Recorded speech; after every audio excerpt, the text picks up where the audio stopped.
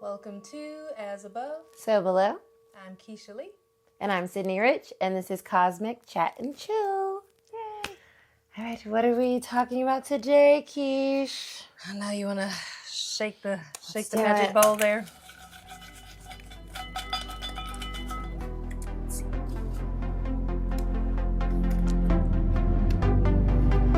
Tarot versus Oracle. Ooh, okay.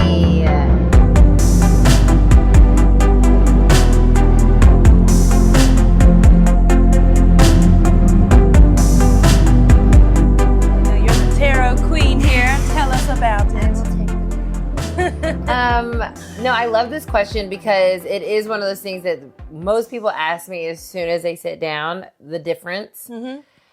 Tarot, we'll start with tarot, because you got the oracle on deck too. So tarot is a system it is a system. There is no swaying from that system. It is what it is, and we'll get into what that is in a second, but it can also look however you want, like theme wise, right? You can have the OG classic Rider-Waite. You can have a Harry Potter themed deck. You can have a sunflower themed deck. So the theme can be whatever. But tarot is a system that is written in the stars. Okay, so that is tarot. We'll talk about the system in a second. And then oracle, freeform. Mm-hmm. Freeform. Anything goes truly, and there is no structure. There is no system. There is no structure. It's just, it is what it is. The theme is the oracle deck itself. However you want that created. Angels, cycles of nature, whatever. The sea, anything. So, and those can be just like how I like to look at it. I like to use oracle to supplement my tarot. And then I know you as a diviner, you like to use oracle to kind of set up your meditations. Yeah, it's kind of like the script, how I flow with it. I'm like, okay, well, here's the inspiration, and then we're just going to freeform it from there, which is actually interesting because I do have a couple tarot decks, but I mostly have been drawn to like oracle cards since I like started learning how to develop my intuition and everything. So I can read tarot, but like there's like some people that's just their thing. Like that is your thing.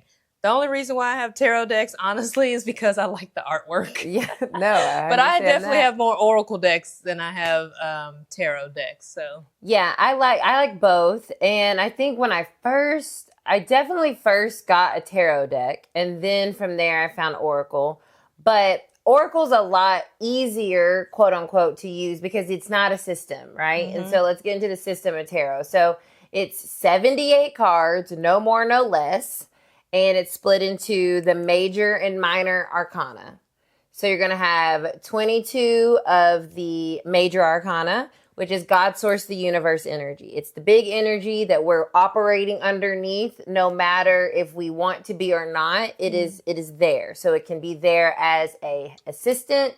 It could be there as a hindrance, depending on what the energy is.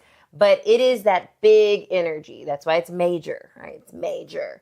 And then you have the minor arcana, which is the other 52 cards, the 56 cards. And that is the suits that we all know, the cups, the swords, the, Pentacles, and the wands. And so with that, that's more, when I talk about that, that's your free will. Okay, because those suits represent certain aspects of ourselves, right? So cups, our emotions, our intuition, wands, our ambition, how we act, our spirit, like what lights us up. You have the swords, which is about your mental, how you communicate. And then the pentacles is like what you're doing, like your energy output is how I see, or the resources that you need to do something. Like it's the material of everything. So with that, your free will is much more in play. Then when you get to the majors, you have like, okay, this is this major energy that you're functioning underneath in order for you to kind of be guided in whatever part of your life you're in or whatever your question's about. Whereas like we said with Oracle, there is no structure. There Right. is no like sections of cards. Right. Yeah. It's interesting because one thing that I've noticed as someone who can just read energy, like it doesn't matter what the deck is, if it's tarot, oracle, the theme, the design. It's like I think being able to use those as tools of divination versus actually using your own discernment, right? As far as how you interpret them is pretty significant in just like reading the cards versus reading the energy. And I know for you read the energy and the cards just come out of symbolism, because that's how I use, like in the goddess guidance we do every week on Patreon. Plug. But that's how I used when I first started, I would use the goddess guidance oracle cards that way. Like, here's the message, cool. And I would read it. And then I would actually read the script in the book. Right. But then now, I mean, I've been doing this like over a decade.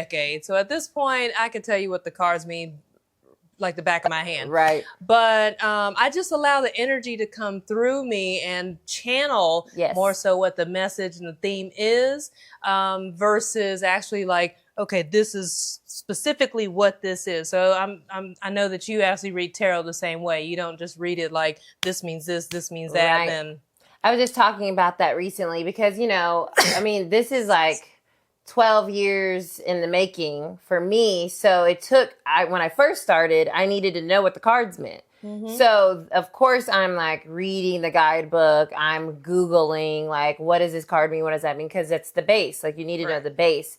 And just like with anything, I feel like you need to know the base of what it is that you're doing. And then from there, you got that free form. But that's where the growth and the expansion and the ability kind of like goes more into your intuition. Because literally anybody can always use any tool of divination, tarot, oracle, whatever.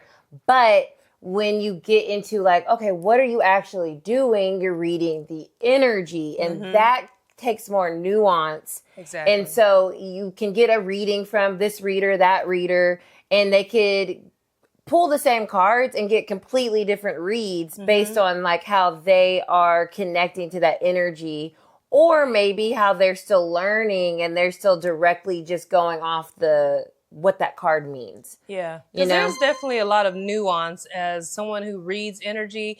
Like when people ask me, do you read? Like, how do you read? Do you need my palm or cards or whatever? I'm like, no, I wasn't trained or mentored in that way. However, my mentors taught me that if you just learn how to read energy, you can literally read anything. And I was like, well, let me go that route. That sounds like the cheat code.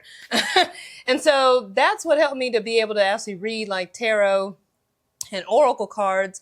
But I do find that there is that nuance as far as reading what is it that I'm, receiving as a message. How is that going to come across? I'm also reading your energy, and if you're in my space, or I read what they call like a reading gauge. So I gauge my client on if they're going to hold on to everything I say as if it's like gold, and then or if they're going to be like in skepticism. So I have this scale, and you want them to be in this place of empowerment and neutrality where they have their own discernment. Because what I've noticed in reading, whether it's no matter the tool of divination, if I'm reading someone and I can tell they're going to hold on to everything I say, then I notice my words are a little bit more subtle or nuanced or structured a different way in how I relay the message, versus if I can tell they're skeptical and they're just trying to see, I don't know if I believe this, whatever, then that's typically when I'll get downloads of things that they're like, specific, there's no way you could have known that, So learning how to gauge where someone is when you're reading is pretty critical.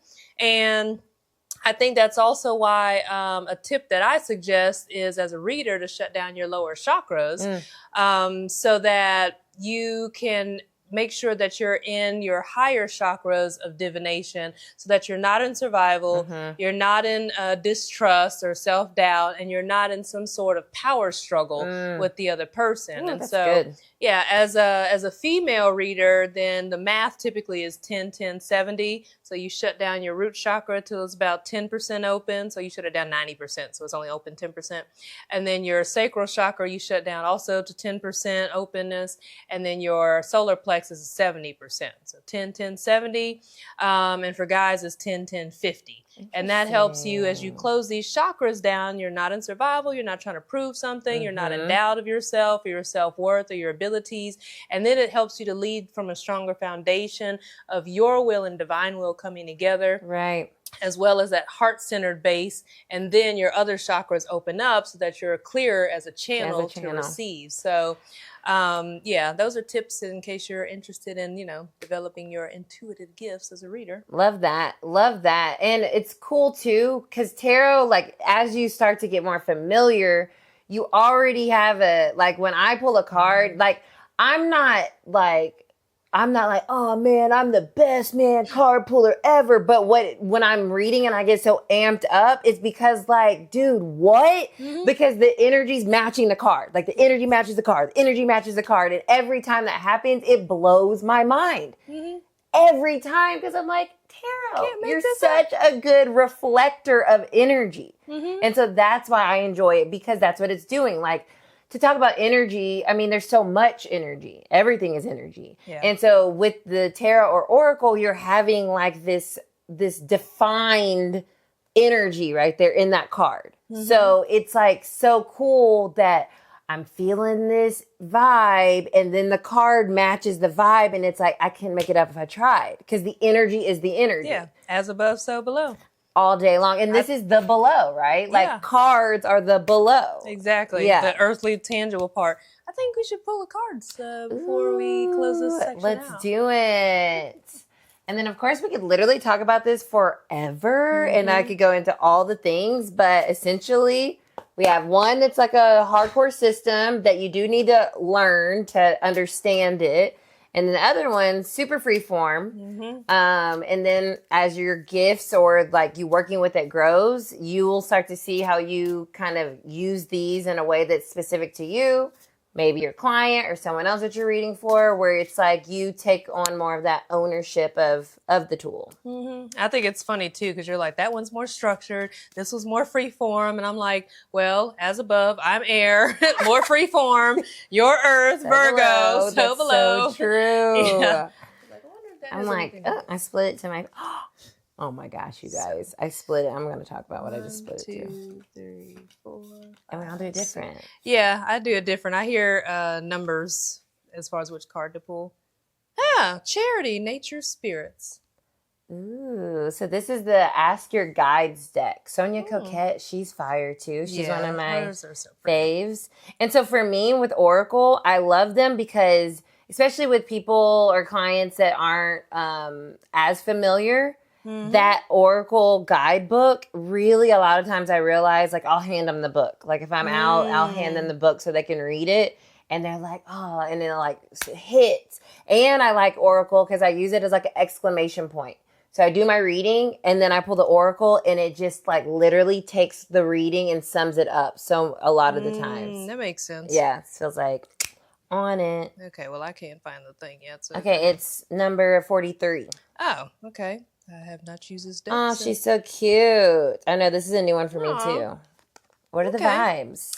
Compassion, grace, detachment, and understanding. This is a time to open your heart and find compassion and understanding for someone in pain. Do not take another's bad behavior personally, for their plight brings out the worst in them. It is easy to be compassionate and generous with others when they are kind and grateful. However, it is much more difficult when they are hostile and lash out. True. This does not mean you have to take abuse from anyone. Instead, take good care of yourself and step away from the unacceptable conduct. However, do step back far enough to recognize that the poor behavior you are witnessing is that of one who is secretly suffering and afraid. Maintain healthy boundaries so they cannot hurt you, and keep your heart open enough to overlook their lousy behavior. Damn, is she going in? Yes, she was. Right. Have compassion and forgiveness to others while protecting yourself. The nature spirits are here with their endless love and compassion to soothe the ragged and agitated emotions in the air. Right. Right. Okay. Take the high road and give those falling short a pass for now rather than confront them about their unpleasantness. The bad behavior on display is temporary and will correct itself if you give it time and space. The message is to time out, take nothing personally. Patience and compassion are needed all the way around at this time. Say that. Okay. That is very much so our earth right now. If we have our nature spirits giving us a little boosty boost, like, look, y'all, we got to get to some balance through understanding that people may have lousy behavior sometimes. And be raggedy. But we can't let that define them. No, not their lousy behavior. You know, they're just humans trying to human. I split the deck to my favorite card, the Star, and me, the Queen of Pentacles. So that's another thing that I love about tarot. Like I said, like the energy never lies. Like, this is me, y'all. It's my favorite card and me. So let's see. I was just talking recently where I have a new deck that I'm obsessed with, and I'm not shuffling it so the cards aren't reversed because I'm trying to unlock a new skill set of being able to know when I know the energy's reversed without it being literally reversed. Yeah, that makes sense. Yeah, so it's like, but this is my favorite. This is my personal deck, the Morgan Greer. I think it's funny too, based on our elemental placements. Like, I just knock and blow on it to clear the energy with like the air.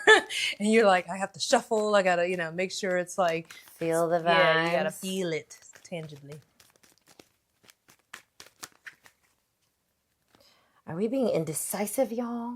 So I like to use the bottom card. I'm only going to pull the top. So the Two of Swords. This is interesting because, okay, so reading, right? The book is going to tell you exactly what the Two of Swords means. You can Google what the Two of Swords mean. You can, whatever book you have, you can read that, especially if you're learning and you're trying to figure it out. That's the best way to do it. I did that for forever. I would just go immediately. Even if I knew I want to go read, I'm going to look it up again. So the Two of Swords is at the bottom. Swords, like I said, it's about our mental. So that's the other way that I think is important to kind of approach it. What suit are we in? What does that mean? Okay, we're thinking about thoughts. Okay, so you go there first. And then twos, you can use numerology. Okay, twos, something needs to come into balance. We're having to like decide between something, make a choice. And she's blindfolded. So you can also read tarot and oracle from the visual, which is really cool too, which is why like finding a deck that really relates with you is important, because there might be something that you never noticed on the card before, but it gives you some type of like insight to what the energy is telling you. I have a rule. There's got to be a black person. I know I can't always get lots of black people, but there's got to be at least a black person in the deck if I'm going to use it. Which is why I don't use Rider Waite.